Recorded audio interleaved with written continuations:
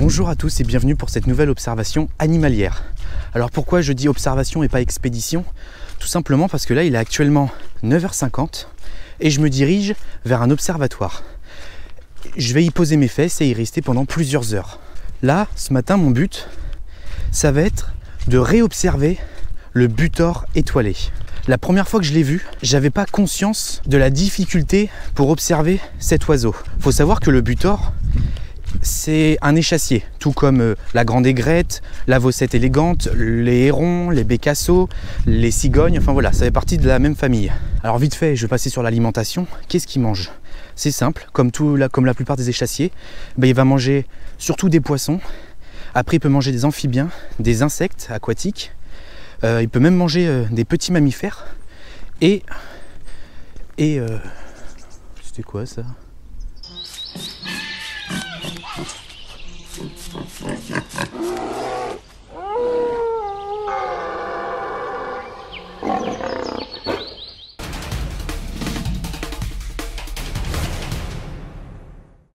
Là, mon but, si j'arrive à réobserver le butor, ça va pas être de le photographier. Ça va être avant tout de pouvoir le filmer, de faire quelques séquences. Si jamais aujourd'hui, là ce matin, j'arrive pas à le réobserver, c'est pas grave. La dernière fois, j'avais fait une petite séquence de lui, donc je pourrais vous le mettre au montage.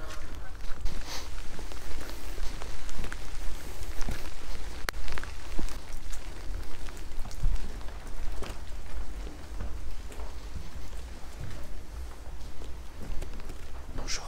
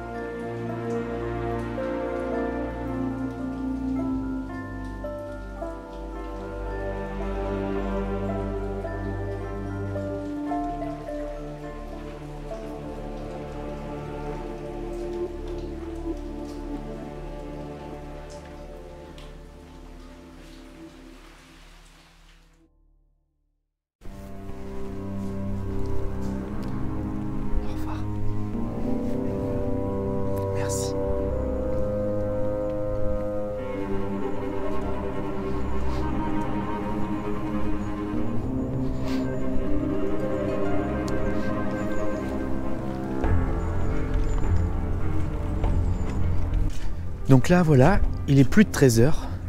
Donc là je vais me balader un petit peu et ensuite je vais retourner à la voiture, puis ensuite chez moi pour aller manger.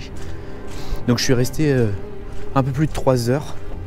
J'ai fait de belles observations. Malheureusement, je n'aurais pas revu le butor.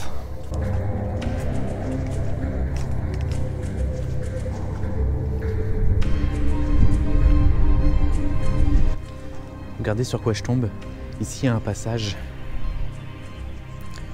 J'ai l'impression que c'est surtout des traces de chevreuil qui, pour aller dans le champ, passent par ici. Il y a plein de traces.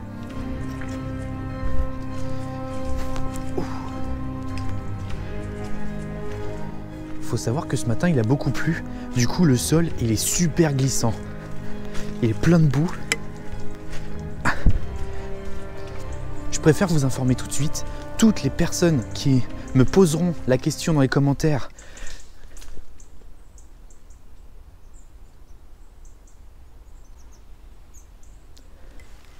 il y a eu un gros craquement dans les bois.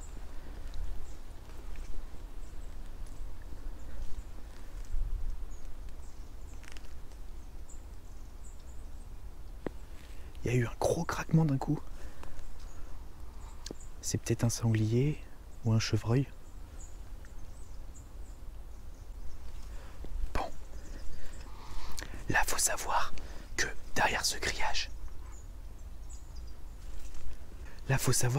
ce grillage, c'est un espace naturel sensible. Il est interdit au public.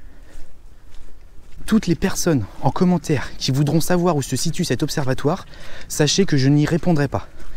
C'est une question tout simplement d'éviter qu'il y a trop de monde dans cet observatoire. La dernière fois, j'avais parlé avec un photographe et il m'avait dit qu'un jour, ils étaient quand même plus de 20 photographes dans cet observatoire.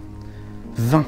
Alors, vous vous doutez bien que ça commence à s'embrouiller et avoir des problèmes. Donc, c'est pour ça, moins il y a de monde, mieux c'est. Des fois, je pense que une dizaine, c'est déjà trop. Alors 20,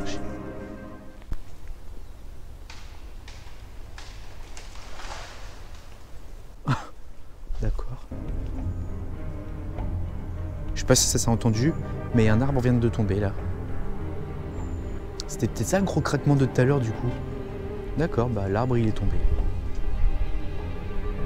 Bon, j'y vais. Alors forcément, un photographe que je connais personnellement, forcément que je lui dirai où c'est. Mais quelqu'un que je ne connais pas, que ce soit sur YouTube ou sur Instagram, qui vient me voir pour savoir où est-ce que j'ai pu observer le butor, forcément, je ne vais pas lui dire. En fait, c'est surtout une question d'éthique. Parce que si tous les photographes de la région ou d'autres départements viennent exprès dans cet observatoire, forcément, ça amène beaucoup de monde. Ce qui veut dire que bah, voilà, c'est moins discret, il y a plus de monde, donc potentiellement plus de dérangements vers la faune sauvage. Donc voilà, c'est une question d'éthique, tout simplement.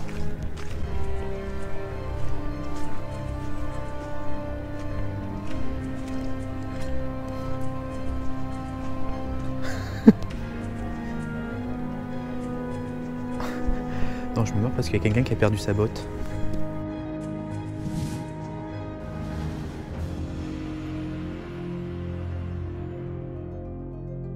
Bon, je vous reprends de nouveau. Je suis désolé, mais là, je suis en train de galérer. Parce que dès que j'essaye de parler, il y a toujours quelque chose. Soit il y a un arbre qui tombe, soit il y a une botte qui se trouve au milieu du chemin. Il y a toujours quelque chose pour m'arrêter de parler, pour me couper la parole. Donc c'est un peu chiant. On peut pas être tranquille hein, dans cette nature. Donc je disais pour cette observation de ce matin, malheureusement je n'ai pas pu voir le butor. En revanche, j'ai fait quand même de belles observations, telles que j'ai pu voir donc des chevreuils. J'ai vu pour la première fois, j'ai pu le filmer et le photographier, j'ai pu voir donc un canard souchet. Souchet? Putain, j'ai un doute. Un canard souchet. Ouais, je crois que c'est ça, c'est canard souchet. Donc j'ai pu voir un héron, des chevreuils, des canards souchets, canards colverts, cormorans. J'ai vu aussi une carpe qui a sauté. Voilà. Petite info.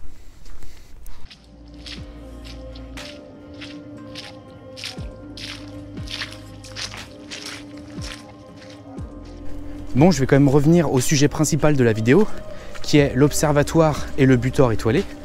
Dans cet observatoire, on a une belle vue sur les phragmites et sur des roselières.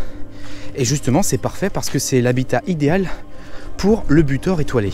Son espèce est menacée à cause de la disparition de son habitat dû, encore une fois, à l'homme.